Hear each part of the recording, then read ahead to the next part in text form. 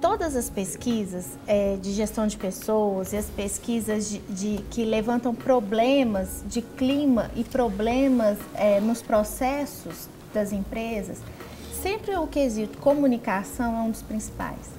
Ou seja, a comunicação é o ponto crítico para a maioria das empresas. O que a gente precisa entender é que a comunicação não é só oi, bom dia, eu conversar com você.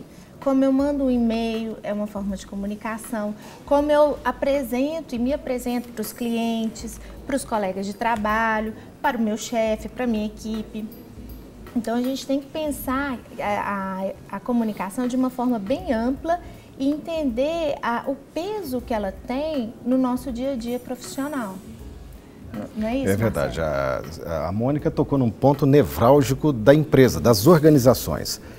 Serginho, as empresas têm muitos problemas. A comunicação é o mais comum, é o mais frequente e é o que tem todo o potencial de contaminar o clima organizacional.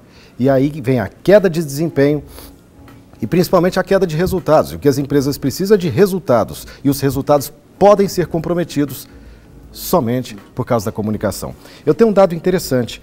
Peter Drucker, que escreveu aquele livro People and Performance, Pessoas e Desempenho, ele afirmou uma coisa, ele é o guru da administração hoje, aceito no mundo todo, e ele disse que, olha o que ele disse, que num futuro muito próximo, o sucesso profissional vai estar diretamente ligado à comunicação. E um dado que eu acho que ele é bom para esse começo de conversa, é o que o The New York Times acabou de publicar, que 89% dos empregadores consideram a competência em comunicação um quesito fundamental para contratação e retenção de profissionais.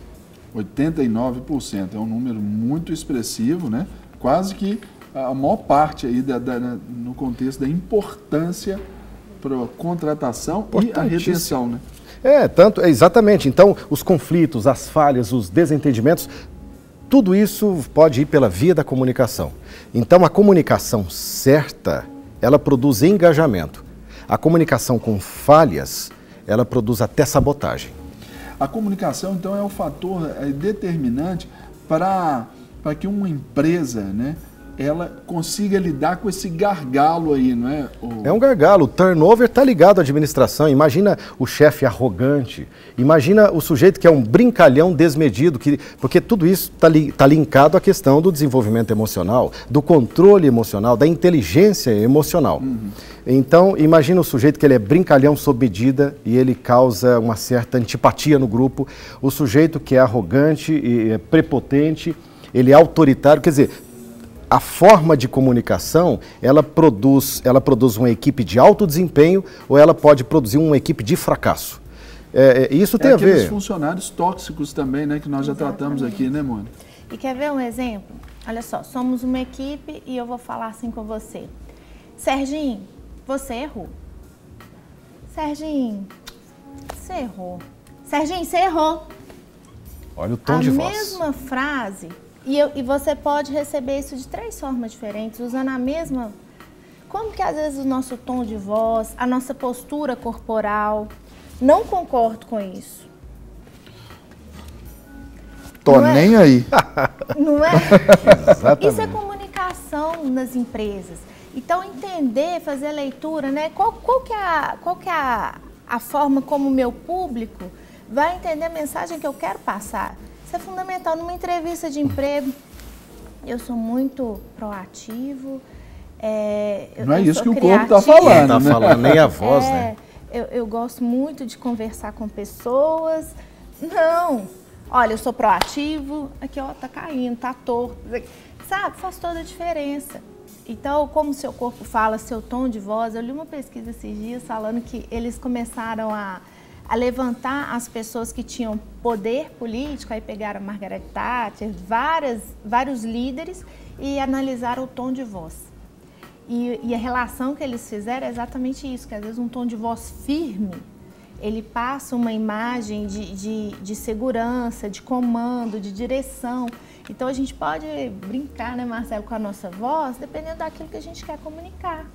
né? Então, por exemplo, minha voz não é muito grossa, né? Eu tenho a voz bem fina.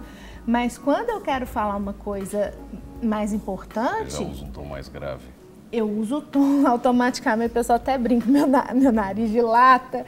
Então, ou seja, a gente tem formas que a gente pode usar o nosso corpo de forma diferente para comunicar. Números que eu vejo, por exemplo, trabalhando com casais, Marcelo, e a gente observa muito que o maior problema dos casamentos, né, já entrando nessa área, assim, saindo um pouquinho do mundo do trabalho, já para o aspecto relacional, é a comunicação. E a gente observa que 7% de uma comunicação eficaz se dá pelas palavras, 38%